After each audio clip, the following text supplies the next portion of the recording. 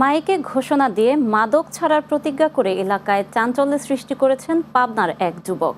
ঘটনাটি ঘটে পাবনার ঈশ্বরদীতে। এই অভাবনীয় দৃশ্য দেখে বিস্মিত স্থানীয়রা। নুররাজুর প্রতিবেদনে বিস্তারিত। নিজের মাদক খাই, আজ থেকে খাবো না। যদি আমাকে খাইতে দেখেন, আপনারা এলাকাবাসীর কাছে আকুল আবেদন, আমাকে আপনারা পুলিশকে ধরিয়ে দেবেন।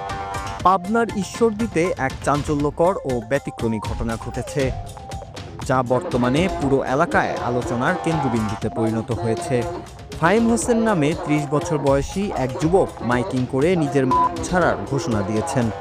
আমি নিজের মাদক খাই, আজ থেকে খাবো না। যদি আমাকে খাইতে দেখেন, আপনারা এলাকাবাসীর কাছে আকুল আবেদন, আমাকে আপনারা পুলিশকে ধরিয়ে দেবেন। ঈশ্বরদী পৌর শহরের ইস্তা এলাকায় মঙ্গলবার দুপুরে এই অভাবনীয় দৃশ্য দেখে স্থানীয় বাসিন্দারা রীতিমতো বিস্মিত হয়েছেন।